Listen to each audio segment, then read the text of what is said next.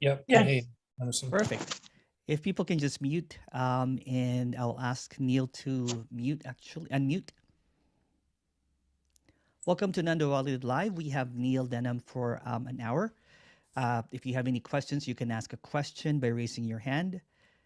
If you have a question that you want to type, I can read that for you.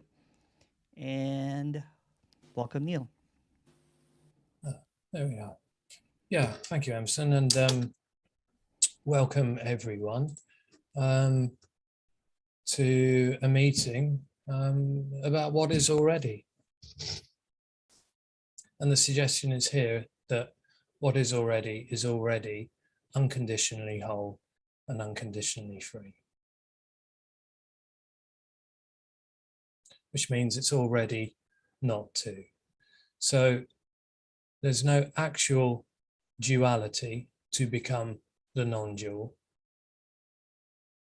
We could also say, in that sense, that non-duality is just a term to describe what is already. So because this is what is already, then there's no intention here for anything to be taught or for anything to be gotten from this. There's no intention actually for anything to happen, because the other part to this is that all there is no thing just apparently happening. So because nothing needs to happen, there's nothing we need to get out of this, and this isn't going to go somewhere.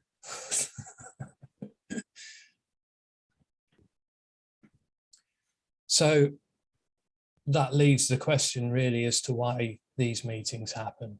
And these meetings happen as a response to an apparent experience that arises within this, that says that negates everything that was just said, that says everything that was just said isn't the case.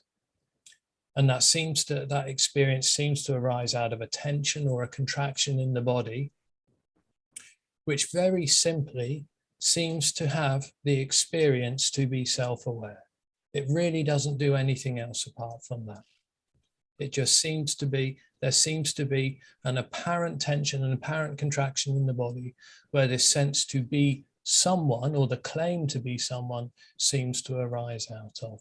And then what seems to happen over apparent time is this contraction seems to become more and more contracted and more tense, because it feels that the me or the I am, which seems to arise out of this tension or this contracted energy, seems to feel more and more insecure or more and more threatened. So what then tends to happen is that contraction seems to get more and more contracted, and then it seems to take on certain belief systems about how the world is and why the world is and why it's here, and as a way to try and know this appearance or know what's happening, because it feels if it can know enough about what's happening, then it can get something from this or something from life that is going to be in some way fulfilling.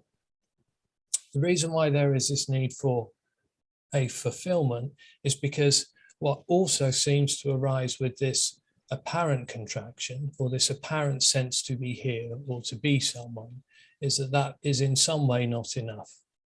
That is in some way unfulfilled. There's a kind of a dissatisfaction that arises within that. And that's because the I am experiences itself as being separate. It's almost as though as the apparent I am arises, it seems to kind of push everything else away. And then there begins this apparent duality, or this apparent subject-object experience for that experience. It doesn't know that. All it apparently knows is itself to be present. That's the claim. And the suggestion is that whole thing, that whole sense to be someone, is illusory, in that it's not real. It's not actually happening. So there is no separation. There's nothing that needs to happen, because there's no need for an illusion, or in other words, for something that isn't actually happening to stop happening. But what seems to be a part of that experience is it sort of seems to hide what was said in the beginning about this already being whole and already being complete and already being perfect fulfillment and already be and that this or what's longed for is what is already. That experience seems to hide that in some way. Doesn't seem to be seen as long as there is a sense to be someone, because with that sense to be someone as that separate self, it then creates a need for something to be found so that it can overcome the apparent separation that it is, or that it experiences itself to be in. And that's it, really. That's the suggestion. The whole thing, that whole thing isn't real. So because that isn't real, then nothing needs to happen.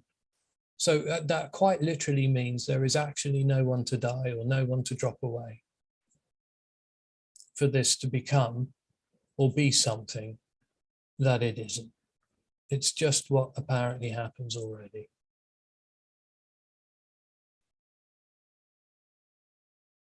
So we can talk about that. We can talk about what was just said, or we can talk about anything. Feel free to ask any questions and we'll go from there. I think Oli's first up to bat. Hi, Yeah. Oli. How are you doing? Hi. About what you said, so it even doesn't serve us to know that it's unreal, is it? It doesn't serve us to know that it's unreal. No, nothing serves that experience because it isn't actually happening. Oh yeah, okay. Oh,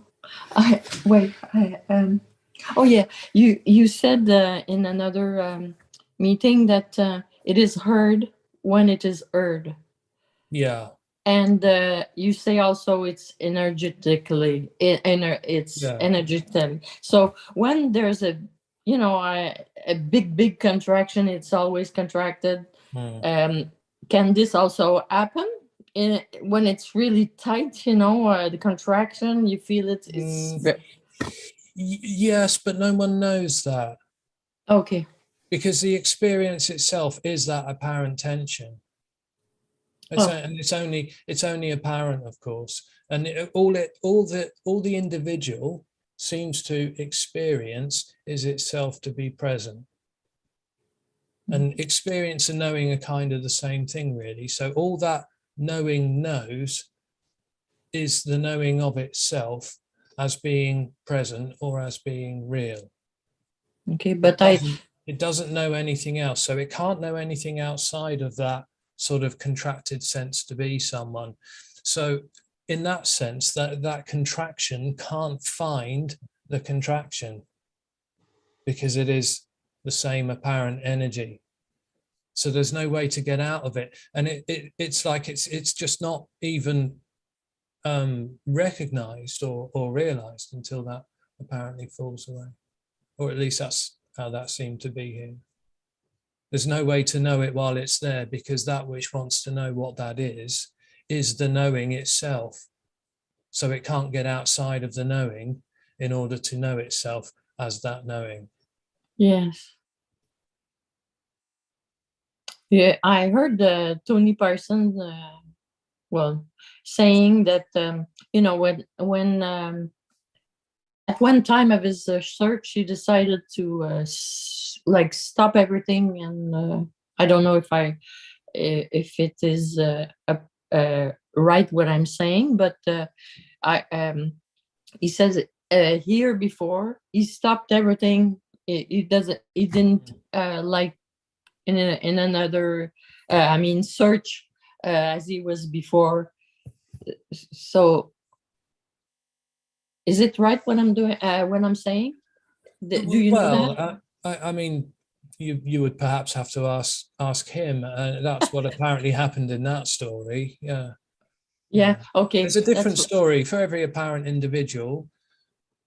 who is experiencing itself to be in life, so to speak, then there's going to be a kind of a unique story there. So there's going to be a different story there. There was a different story here Yeah. as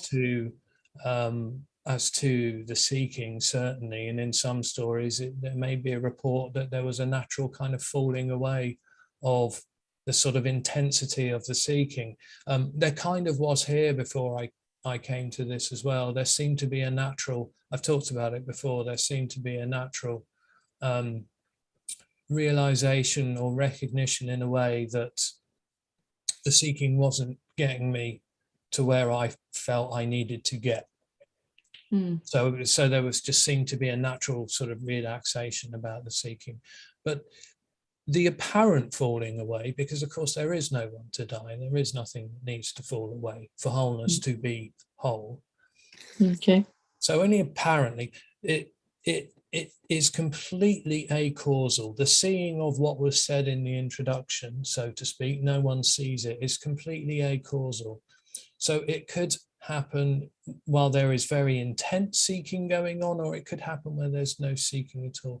It could happen, nothing really happens, but the apparent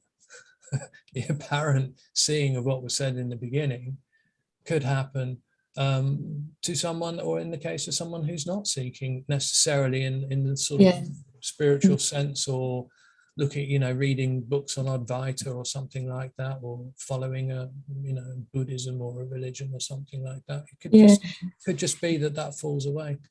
Yes, and because it's a few times, I try to stop searching and just try to get on with whatever life is. But at one time, when it's a little while, it is scared here that well, oh boy, I always am scared about forgetting about it, but I guess that's a good thing to forget about it. Yeah, well, if there's a natural just sort of easing off of the seeking, then that's just what's apparently happening, of course.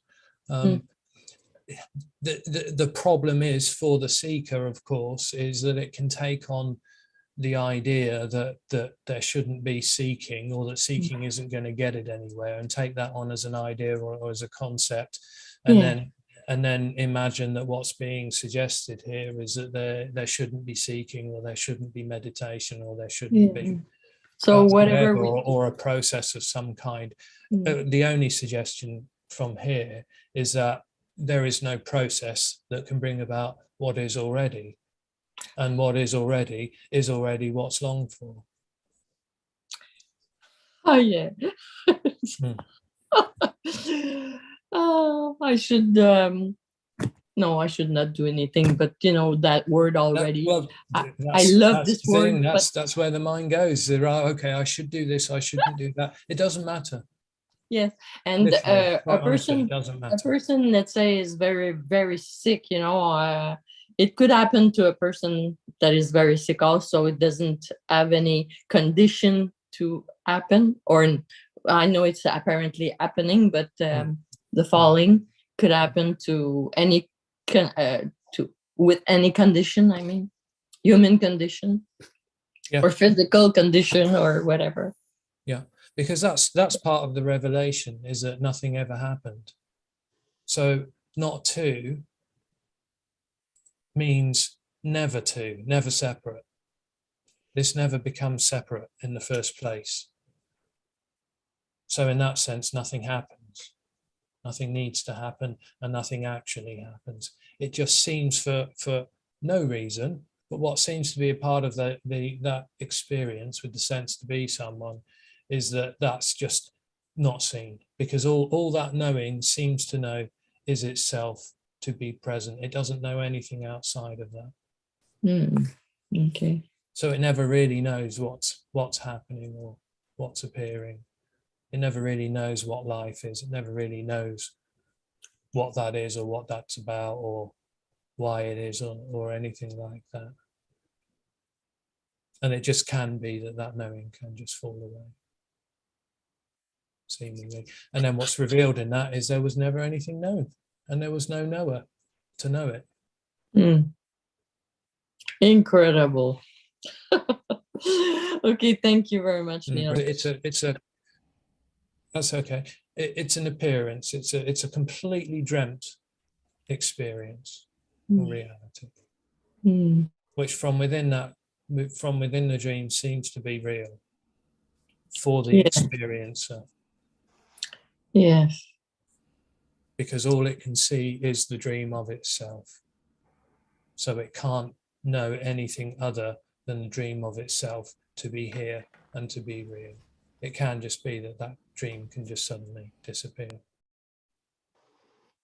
And then there is a seeing or a recognition that it was just a dream. It was never really happening. It was completely imagined. It always wants that end of the video. Yeah, the me always wants what you're saying. Oh God! Even if it's already, yes, it's already. Yeah. What's longed for is already everything. Yes, and we like the dream is not even real, but it's a dream. Okay. Okay, thank you very much. Thank you. Okay. Question from YouTube, from Kimpy. Can the self fall away and then come back? There can be glimpses, apparent glimpses. I mean, there isn't a self to fall away, and there isn't a self to come back. But there can be glimpses. There can be an apparent falling away, and then that contraction can sort of come back. Yeah, apparently that can happen. Question from YouTube. What is the dream? The dream is that I am. The dream is I am.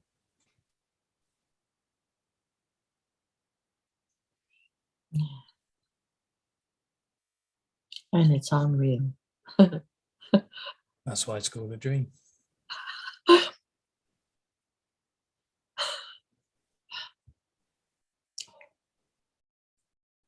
Yeah, the dream is that there is an individual or a separate self to which life is happening. Turns out there's just life apparently happening. There is no one. There is no dream.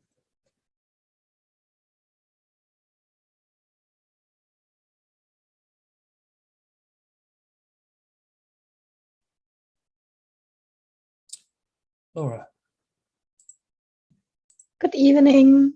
Hi. Hi. How How I am? I feel very good. How good. do you feel? Yeah, I'm good, thank you. Yeah. Okay. So there was just this question rising. I thought that the body had in a way learned this to sense I am. So what you are saying is basically that this has never really happened. The body has never learned that. No, it's a false claim in that sense. Yeah. It comes out of this apparent tension or this apparent contraction is a false claim, which it gives rise to the sense to be here or to be present.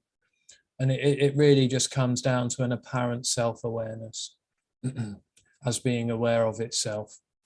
Yes, and that is something like a kind of a physical misconception.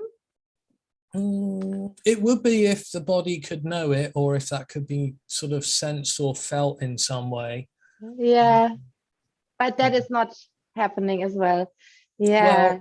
Well, if there is that apparent contraction or that tension, then which has the experience to be self-aware.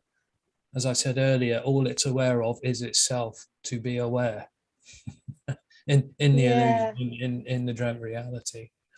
So it can't know anything outside of that. So it can't get outside of itself, apparently, to know itself objectively. So the tension can't find or locate the tension with the tension. It just seems to be, it seems to be in the body, but it seems to arise in everything else as well. And what did Because you it's like ask? everything is Something. experienced as that tension or as that contraction. Yes, yes, yes, yes, yes. It in a way projects itself onto everything. Then, yeah, it sees. Yeah. It's like the ultimate narcissist in a way. Yeah. Well, Yeah. all it sees is itself. All it knows Yeah. is itself, and all Yeah. that knowing is knowing as itself to be present to Yeah. whatever is appearing. So if Yeah. there is a tree appearing, then all it experiences is all it experiences is itself to be present and being aware of a tree. Oh, yeah. And in some way or other, that seems that awareness seems to be create that separation between the tension and the tree, or the Yeah. individual, the me and the tree. And when that Yes. falls away, it's recognized that not only is this completely empty, but the tree itself is also completely empty. Yeah. Everything is completely empty. Everything is emptiness, just appearing as an apparent form within the whole, which is singular. Yeah.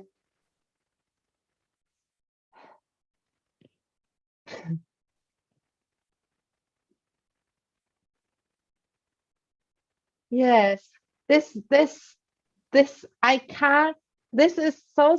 I would never have thought that when I speak with you, that the resonance would be like 100% in a way. I cannot describe that. It's like really, it's like as if you speak. I just can't describe it anymore. Yeah, it's amazing. It's amazing. Amazing to speak with you. Well, it's Amazing. the message. It's nothing to do with this. I know. I know. Yeah, but there's still I don't something. have something that you don't have. Yeah. Which is why I'm not a teacher, and there's no teaching. Yeah. Yeah, and still I feel that there is something like I regard this message in a way like one tune, which is played through different kind of instruments in a way. So like you Yeah, I have know the what you mean. yeah. Mm. So Yeah. there is like I don't know. So just what for whatever reason I cannot pin it out. Yeah. Listening to the flute, for example, is just Well, it's all an expression of no thing. yeah. But that expression there may be a sort of a slight sort of difference with the character who is Yeah. expressing it. Yeah. There It's is. still an expression of no thing, of course, and it's still Yes, of coming course. from no thing. It's certainly not in this case as coming from a someone. One. Yes. Yes. Mm. Yeah. Amazing.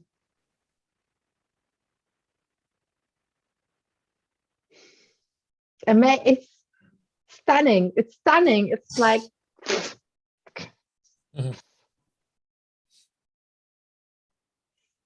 it's not it's like so flabbergasting for this mind here and but in a very enjoyable way. It's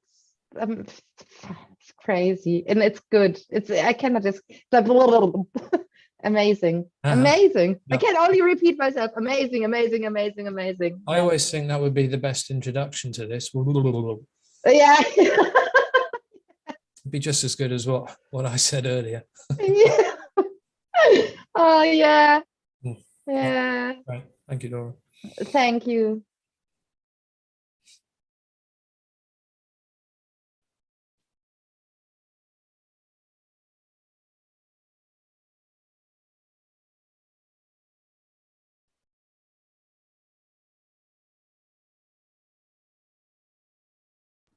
Question here. Hi, Neil. Thank you for doing this. So this means that there's no one to forgive and forgiveness doesn't happen? Well, there might be an apparent forgiveness, but no, there is no one forgiving or no one to forgive. No. What seems to happen when there is the sense to be someone is it just by the very experience of itself to be present seems to be claiming everything that apparently happens as a real happening that is happening to itself. And part of that seems to also be that it takes, in that taking ownership of what apparently happens, is it feels that it is responsible for everything that apparently happens.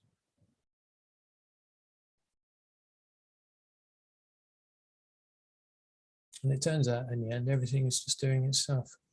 It just doesn't need a someone, doesn't need an individual.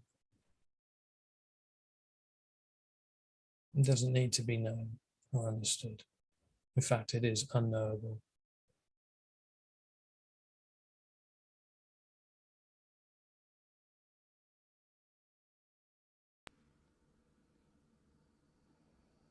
Dimitri. Hey Neil, Anyway. you're just saying that like this is already everything, and I suddenly got that sense that I sort of like I can understand it with my head, but I suddenly got a sense I have no idea. Like I can never imagine what you're speaking about. Like there's like totally beyond like any kind of. Yeah, totally. Yeah. How can there be a speaking to everything or about everything? How can everything be shared or communicated in some way? Because it would also be that communication. It would also be an apparent communication or sharing or a message. No, totally. Yeah. It's completely unknowable. As in there's and that also what's meant by unknowable is there's no one in it to be experiencing as a knowing of what this is. Yeah, thanks.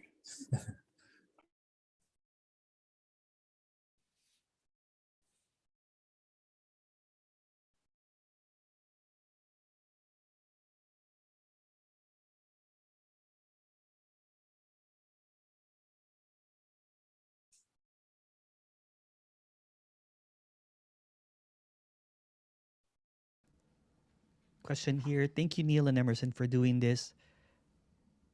If there's no doer, what's happening then? Nothing. This is nothing happening.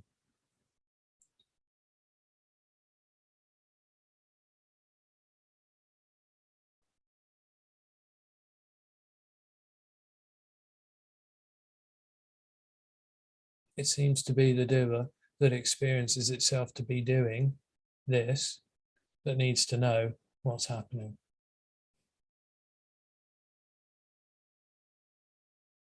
But there is no way to know what's happening because there is already no one. The doer is completely dreamt.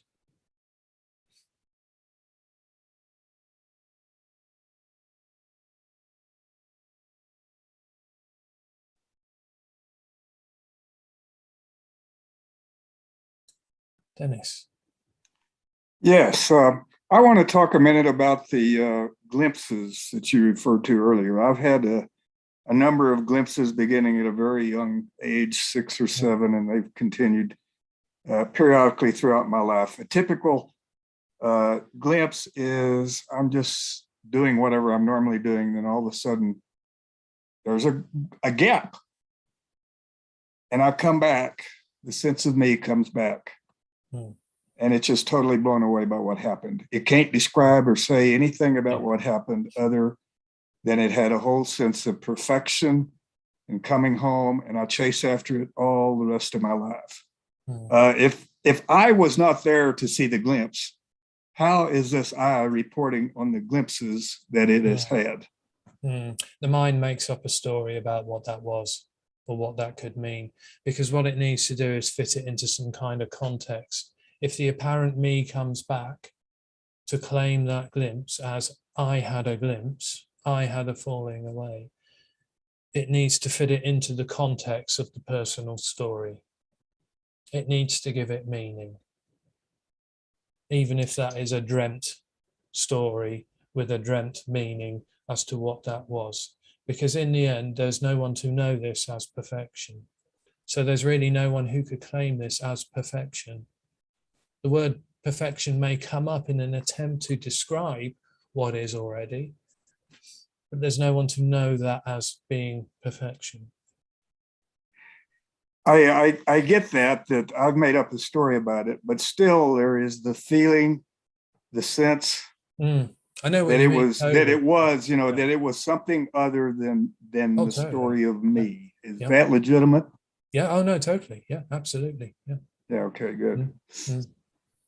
The me, when if it comes back, it just tries to know it and fit it into some kind of a context. And the other thing I noticed attaches a about story to it. I have no sense of time at all during the glimpses. I mean, when the sense of me returns, I don't know if it's been an hour or a tenth of a second. What can you say about that? Anything? Well, there is no real time. This is completely timeless. So there may be a sort of a sense of that timelessness in the glimpse, but it's still that timelessness. The story or the dream story is there is someone fading in and out of glimpses, so to speak. That's still part of the dream, that there is someone to be having glimpses, of course, because what's actually revealed in the end is that even that sense to be someone, even that story is perfection. It's that word. If it is wholeness. It's a better word. I prefer that word. I don't like saying perfection. It is wholeness, just appearing as that. It is wholeness appearing as that sense to be a separate self or someone, or that personal identity. I think I about got it. The subtlety for me is during the glimpse, whatever that was, the glimpse itself does not feel like a dream at all. It feels absolutely, totally 100% real, and yet there's nothing I can say about it. Would that be a legitimate glimpse of no thing? Well, the natural reality, if there was a glimpse of the natural reality, then that wouldn't be as being real. So there isn't an actual kind of a real and then an unreal. There's neither. There's just the appearance as to what apparently happens. I would say that most people would report that the sense to be someone, or that experience is I am here and I am real. And actually what seems to happen in those glimpses is that sense of realness just isn't there. And that's this isn't real. It's not unreal, but it just doesn't have the reality in the claiming of the experiencer to be experiencing this as something known. Okay, thank you. Okay, thanks, Dennis.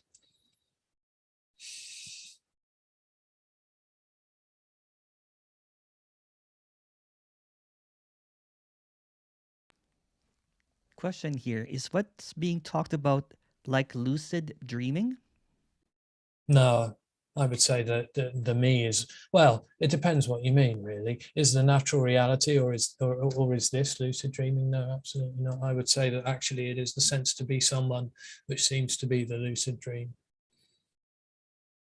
So if that's what you mean, is the sense to be a person or an individual who is as having a life and making choices and decisions in order to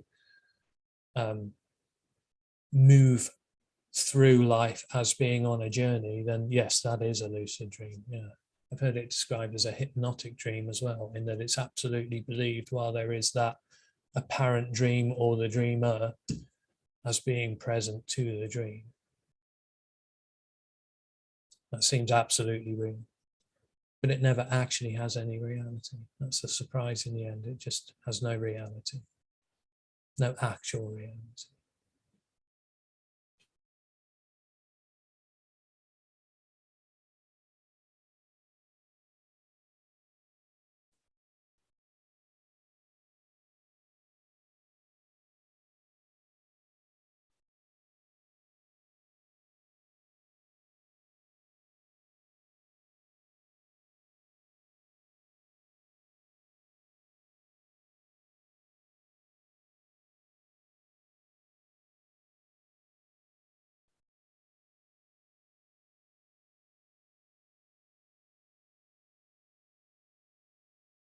Question here. Can you describe unconditional freedom? Well, it's this, which is indescribable. It can't be described because it is everything. It's everything as being unconditionally free. It's even the thought that this isn't unconditional freedom, or I need to know what unconditional freedom is. That's unconditional freedom appearing as that thought. And there's just absolutely no way to describe that, because there's no position within that unconditionedness to be able to know that from. There is no subject as knowing an object or a something as being unconditional freedom. It's all unconditional freedom. And there's no way for unconditional freedom to know itself as unconditional freedom without there being an apparent duality, which there isn't.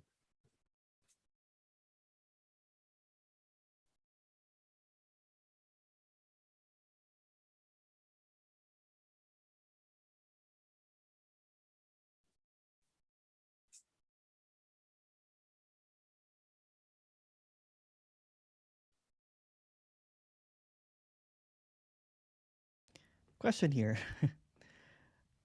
I have seen people claiming that they can get you enlightened in a few sessions. That's a question? Yeah, me too. I've seen that too. Yeah. I guess they want you to comment on that. Yeah, no, I know. I realise I was just being facetious. Yeah, no, yeah, totally. Yeah, yeah, yeah. Well, there is no enlightenment. What's longed for is this, already this. And it's the idea that there is one to become enlightened, or that even an enlightenment could happen somewhere else in the future, which seems to, in some way or other, deny this, the freedom that it is already.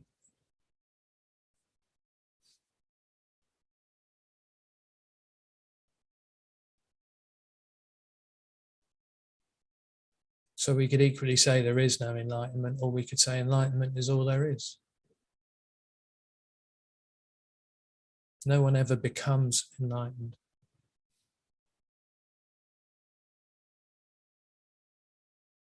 And being that no one ever becomes enlightened, I don't know how someone could teach someone else to become enlightened.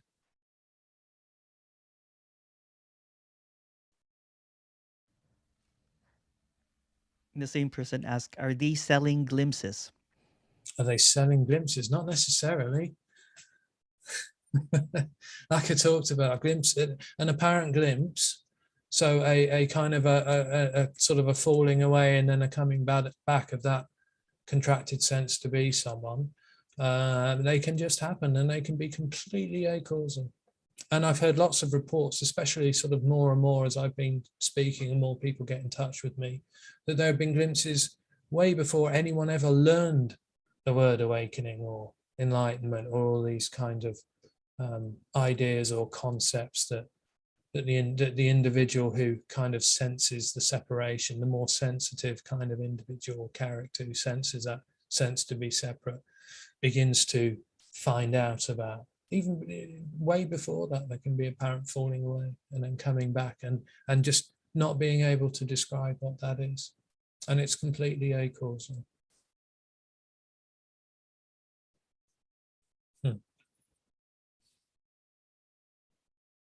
And a glimpse is the worst thing that can happen to you.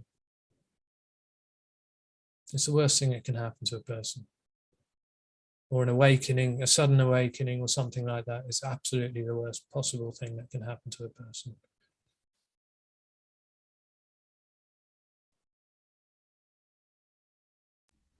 There's a question here. Hello, Neil and Emerson. Thank you for this meeting. Can I ask, does the not you make decisions? How does your day go along? Do the things that need to get done happen, please? They seem to, yeah. Yeah. It's just obvious in the end there's no one making decisions. There's no one, there isn't an entity in here that is making decisions about how the day goes. The day just apparently goes. There's just an apparent functioning, an apparent day going. But all there is in this, as this, is the memory of an apparent day. There isn't a real day. There's only this.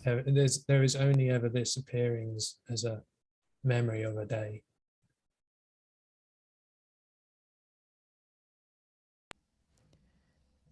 Anita, please Anita, go ahead.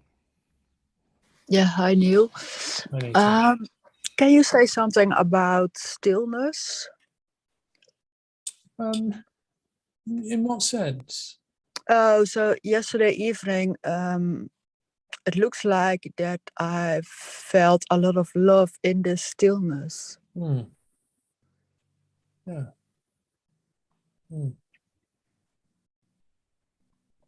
Yeah, well, I suppose in a way there's a profound stillness when that which is never happening seems to stop happening. Because there's no actual movement, there's nothing actually really moving. So all there is stillness, in a way, appearing as an apparent moving.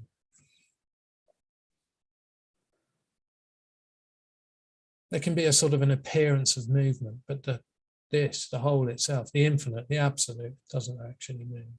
Yeah, it wasn't a movement, yes. Yeah, Yeah, no, there's nothing moving. No. Really. Oh.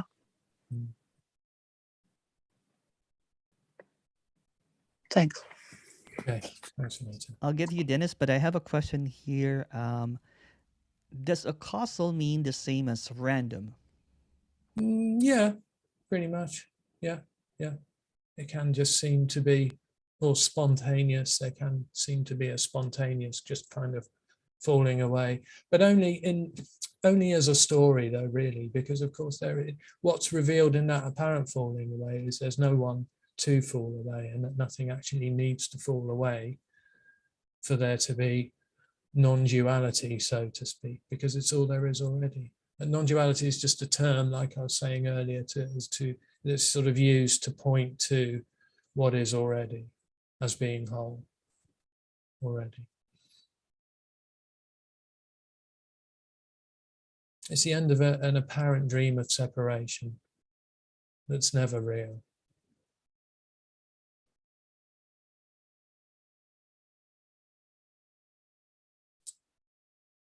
Dennis. Yes, you talked about, I mentioned glimpses a while ago, and you said a glimpse at very young ages, but then an apparent awakening can sometimes be one of the worst things that can happen. Oh, yeah. I'm here to verify that's exactly what happened. My initial glimpses were at age 6 or 7, 8 or so, and numerous before I ever even heard of any of this.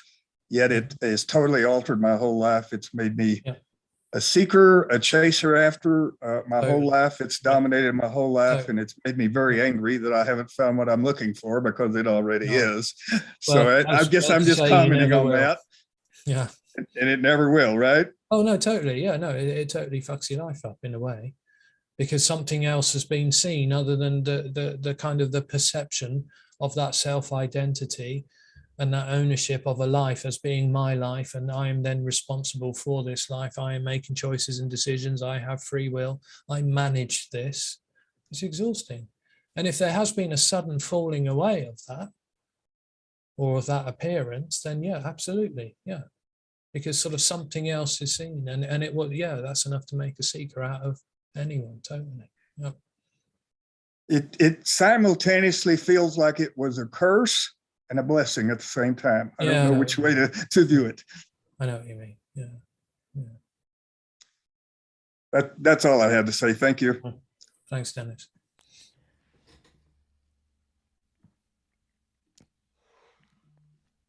Question here. I really can't understand that this is what we are longing for when I'm so sick and I have terrible pain. Okay, well, physical pain. Well, that's what's longed for too. It's not what the individual wants, but that is wholeness appearing as pain or as physical illness, if that's what's happening. It's difficult to know just from a comment or a question.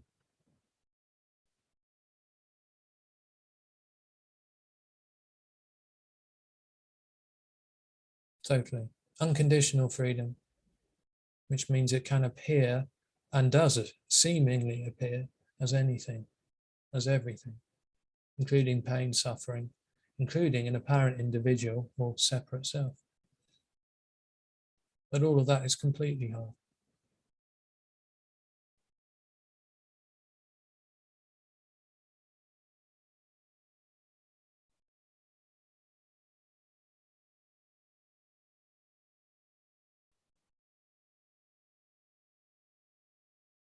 Question here. Can you please explain how a pain can happen without a me?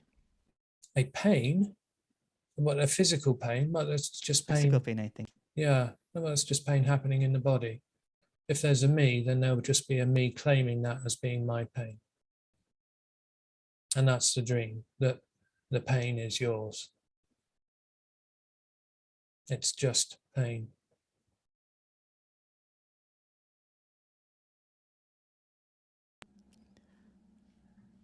Darren from YouTube goes, "Hey Neil, no one knows what you're talking about." No, me neither. Yeah. Yeah. Yeah. No, of course not. No, there is no one to know.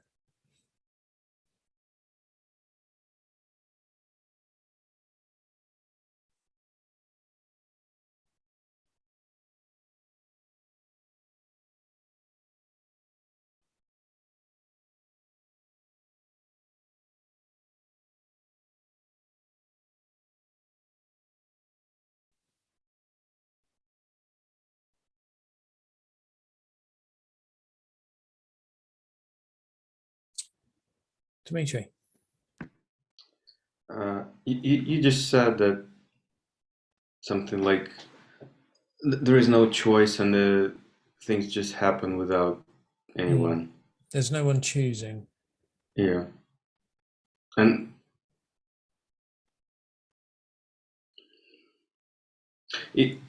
but when there is apparently the sense of someone, there is still no one choosing. Yeah, well, yes, of course. Yeah, because there is no one. That sense to be someone is the dream. What would you say is the feeling of like feeling guilty?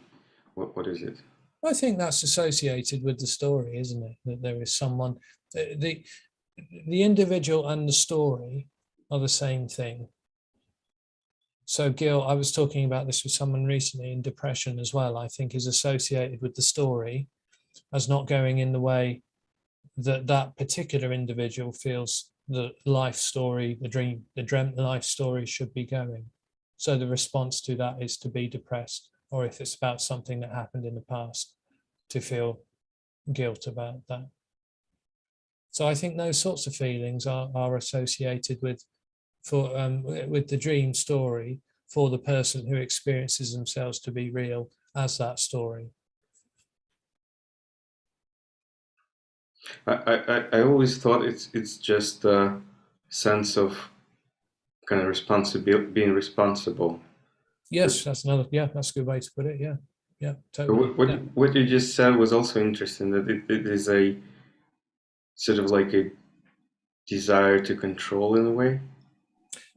Well, in the taking responsibility. Yeah, totally. Yeah. And it does that through trying to know what's happening. Mm-hmm. It claims everything. The knower claims everything by trying to know it. Thanks, Neil. Thanks.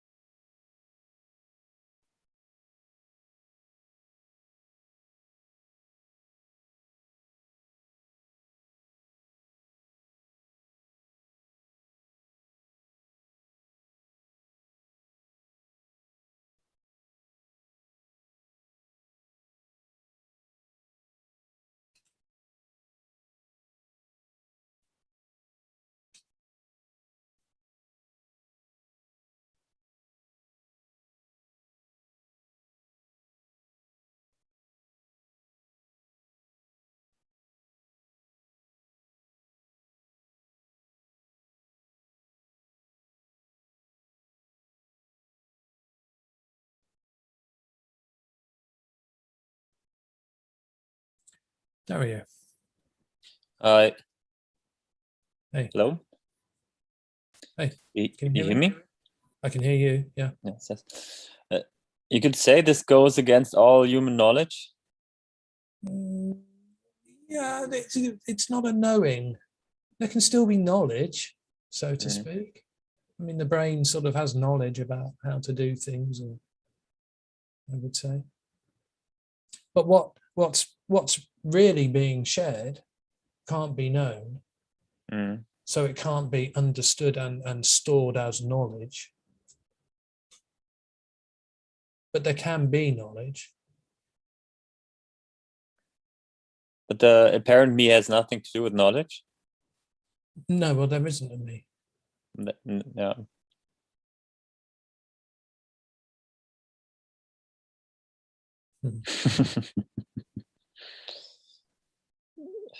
There's no reason to be here. Absolutely not. No. I'm trapped. Totally. But it's not that anyone can choose to do that, of course. No. These meetings, there would be no communication and there would be no meeting if there wasn't a report from there or there or there or there or there or there. I'm assuming that there is someone who needs to find something in order for something to happen, for this to be the wholeness that it is already. And I guess as long as there is that report from there, then there will be a response here. Or not, maybe not, who knows?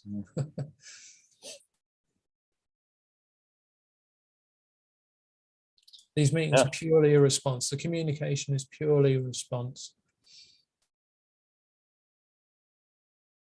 It's unconditional freedom. Responding, I've forgotten the word for a moment, it's unconditional freedom, responding to unconditional freedom. But there, it's unconditional freedom, reporting that it isn't unconditional freedom.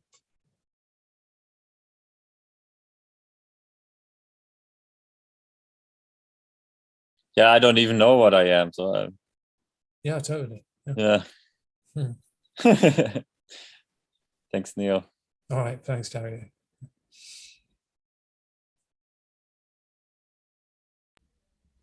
And Anita, yeah.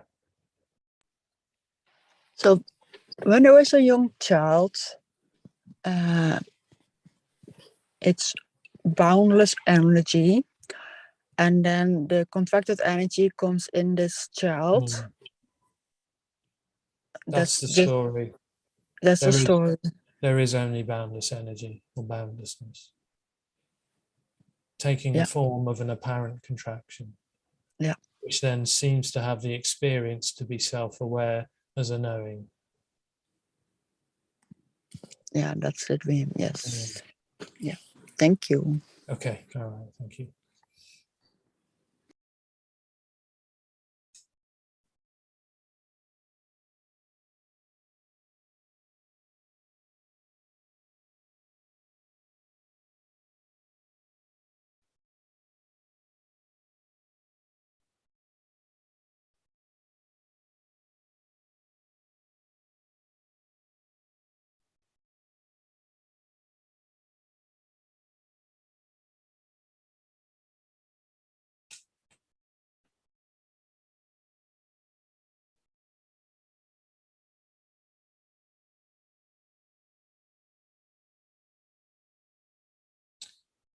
Is it William first and then Dennis? Hi, Neil. So what's going through my mind at the moment is that the me is just completely terrified of unknowing. It isn't. It isn't terrified of unknowing. Well, there isn't really a me as being terrified of unknowing. It's a false claim that comes out of the dreamt sense to be someone. But you know, when we were talking earlier today and we were saying that all the me will do is survive, and when it imagines liberation, it can't imagine what it is because it's always projecting itself like me having a better life or some kind of experience. Well, all that knowing claims all that knowing can apparently know is itself to be present. but that's illusory. It's not really happening. So to claim that there is an individual there who is afraid of unknowing is still part of that false claim, out of that illusion to be someone who would be afraid of unknowing.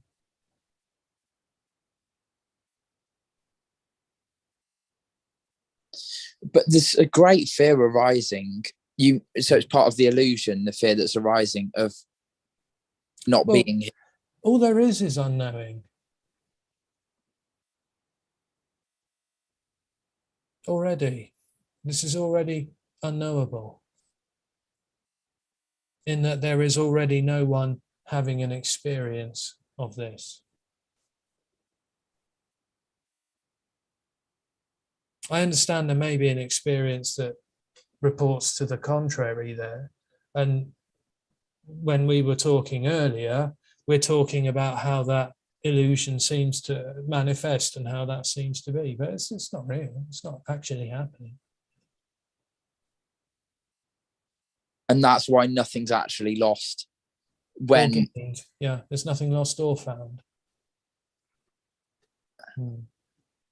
So nothing is any different now than when there was I mean, obviously there's no longer a seeking, but when there was apparently Neil 2 years ago, and before that, seeking, looking for answers.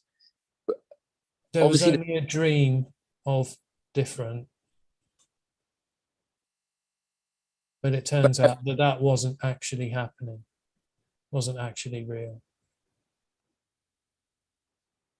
And everything just goes on exactly as it did before, obviously without seeking, but... Seems to, yeah, seems to.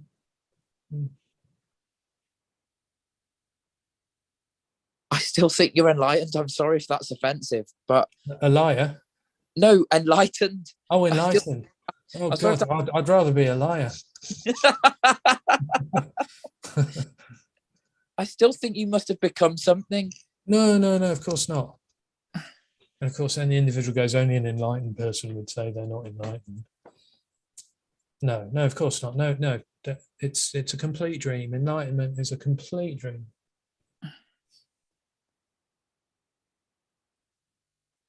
Okay, thanks.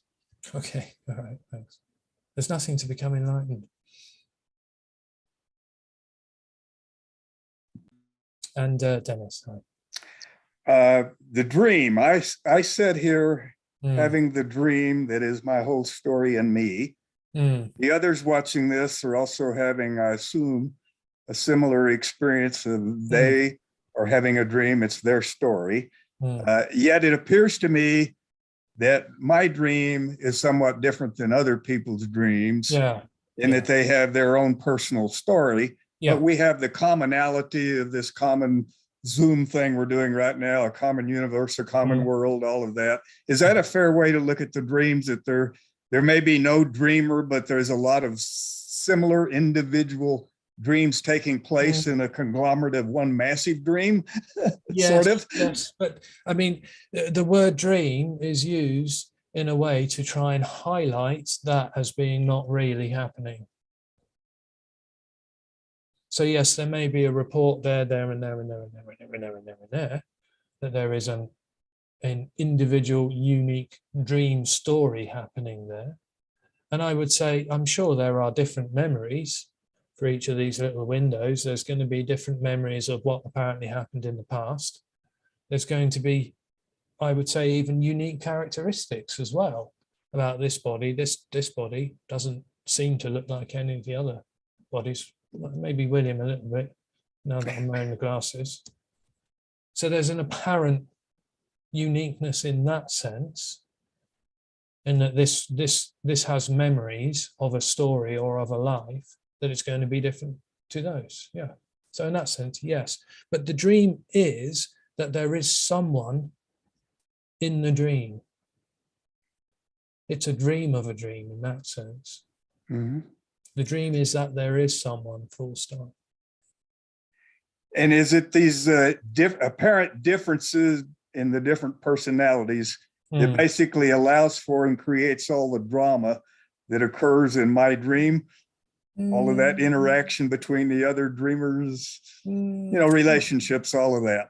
Not necessarily, but I would just say that there is I wouldn't say personality necessarily. I would say that this body seems to have unique characteristics to say that body. And I would say that there is a character here that is going to be different to that character there. And this character may respond in certain ways, depending on the conditioning or the nature of the character, to what appears in a different way to that character there or that body there. Same thing. The character is the body. Is the difference that there would not be ownership when there's not a sense of me?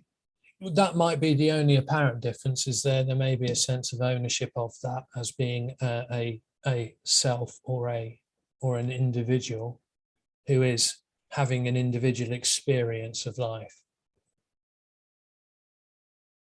And okay, thank you. It's completely dreamt. I mean, literally complete. It's a complete dream. Thank you. Okay, thanks.